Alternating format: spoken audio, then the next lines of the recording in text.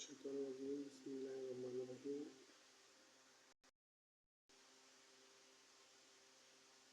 মহান রব্বুল আলামিনের ক্ষমতা ও ধৈর্য অপরিসীম। তিনি সার্বভৌম ক্ষমতার মালিক। তিনি আসমান ও জমিনে সকল কিছুর মালিক। আমরা বাংলাদেশ একটি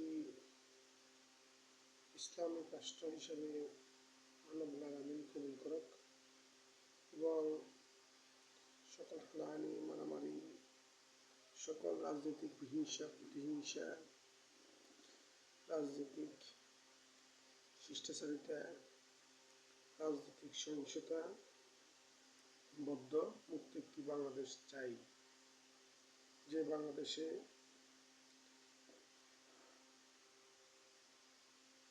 80% মুসলমানের দেশ বাংলাদেশ।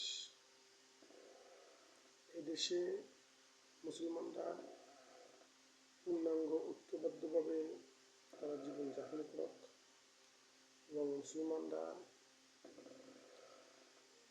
এক ও অদ্বিতীয় মহান রব্বুল আলামিনের আকীদা এবং বিশ্বাস এবং ওনার জীবন বিধান পরিপূর্ণভাবে বাস্তবায়ন এবং পরিপূর্ণভাবে মানা তৌফিক দান করুক। জন্য বলি আমিন। মহান রব্বুল আলামিন বাংলাদেশ সহ সারা বিশ্বে ইসলামের এবং মুসলমানদের বিজয়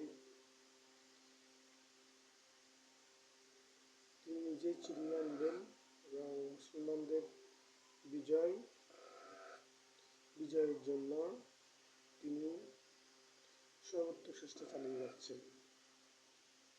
মুসলমানদেরও উচিত যেন মুসলমানরা ঐক্যবদ্ধ থাকে, মুসলমানরা যেন স্বাভাবিক জীবনে থাকে, মুসলমানরা যেন সুস্থ পক্ষে থাকে, মুসলমানরা যেন কোনো ধরনের মারামারি হানাহানি, কোনো ধরনের হিংসা, কোনো ধরনের অপ্রীতিকর ঘটনার সাথে না জড়িয়ে তারা নিজেরা যেন মারামারি না করুক।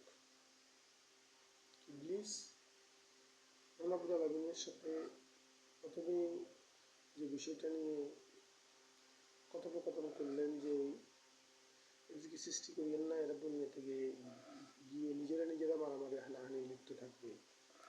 তখন আল্লাহ রাব্বুল আলামিন বললেন, আমি যা জানি তোমরা তা জানো না।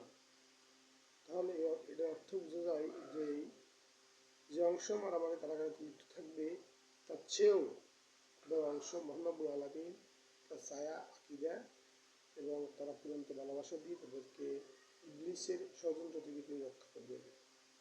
এবং ইবলিস সাধারণ মানুষকে, প্রত্যেকটা মানুষকে প্রতিনিয়ত বিভিন্নভাবে সেই কুপ্রস্তাব, বিভিন্নভাবে সেই কুমন্ত্রণা দিয়ে আসছে। শেষে বলবো, আল্লাহ সবাইকে ইবলিস থেকে রক্ষা করুক। আমিন।